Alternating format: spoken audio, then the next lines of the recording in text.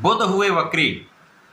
प्रिय दर्शकों, नौ ग्रहों में युवराज बुध जो वर्तमान समय में कर्क राशि में गोचर कर रहे हैं, 18 जुलाई से वक्री अवस्था में आ चुके। अब जो ग्रह वक्री हो जाता है तो वो एक राशि पीछे की ओर गमन करना आरंभ कर लेता है। अब इस गमन के कारण उस ग्रह का प्रभाव, उसकी क्षमता, उसके बल में वृद्धि हो जाती है तथा वो ग्रह उस भाव से संबंधित, उस राशि से संबंधित कुछ विशेष प्रभाव प्रदान करता है। अब क्विक रिस्पॉन्स प्लेनेट बुध है जो अपना संपूर्ण प्रभाव, चाहे वो अच्छा प्रभाव हो चाहे वो नकारात्मक प्रभाव अति शीघ्र प्रदान कर देते हैं।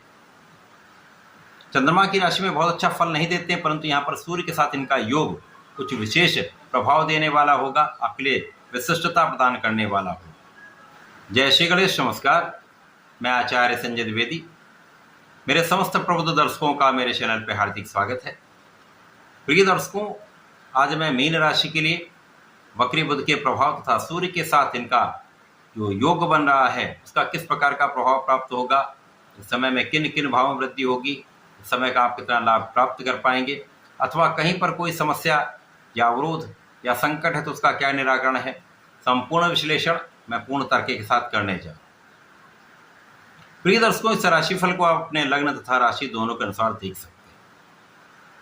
मीन राशि गुरुदेव बृहस्पति की राशि है, जहां पर गुरुदेव बृहस्पति का गोचर मिथुन राशि में चल रहा है जो बुध की राशि है। मीन राशि के लिए ये चतुर्थ भाव है।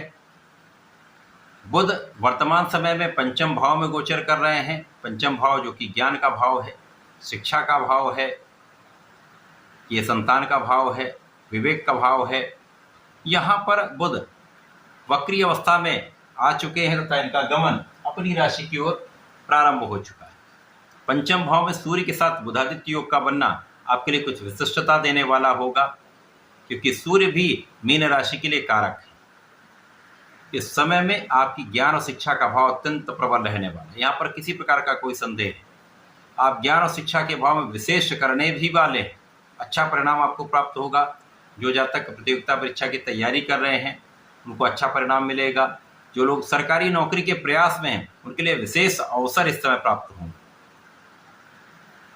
इस समय जो लोग नौकरी के लिए प्रयत्न कर रहे थे, काम नहीं बन पा रहा था, उनका काम यहाँ पर निश्चित रूप से बनेगा। यदि आप अपने पूर्ण मनोयोग के साथ लक्ष्य पर केंद्रित होकर कोई भी कार्य करेंगे तो वहां पर आपको सफलता अवश्य प्राप्त होगी। इस समय में आपके संतान का पक्ष बलवान रहने वाला है। संतान के पक्ष से अच्छा समाचार भी आपको प्राप्त होगा। संतान भी बहुत अच्छी रहने वाली, आपको संतान सुख भी प्राप्त होगा। इस समय में आपके प्रेम संबंध भी ठीक रहेंगे, कहीं पर कोई बड़ी समस्या नहीं है। इस समय में जब वक्री बुध का प्रभाव सूर्य के साथ प्राप्त होगा तो इस समय आपके सुख साधन बढ़ सकते हैं। सुखों के उपभोग का ये समय है। भूमि भवन वाहन के लाभ का समय है। भूमि भवन वाहन से लाभ का समय है। लोगों के सहयोग का समय है। ये समय ऐसा है जब आपकी माता के सुखों में वृद्धि होगी। माता पिता दोनों का आपको आशीर्वाद प्राप्त होगा।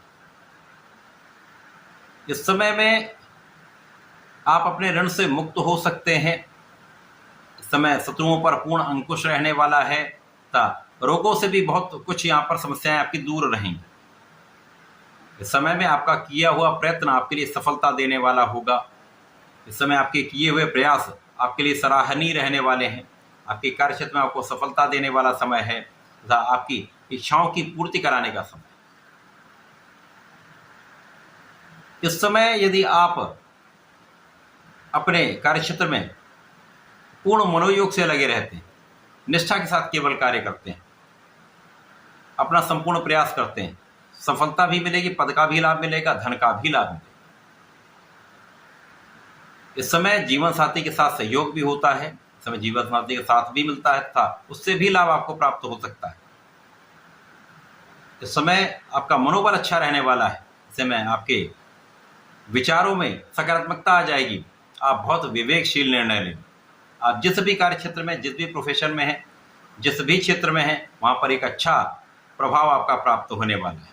लोगों के बीच में आपका एक अच्छा व्यक्तित्व यहाँ पर सबके सामने प्रदर्शित होने वाला है।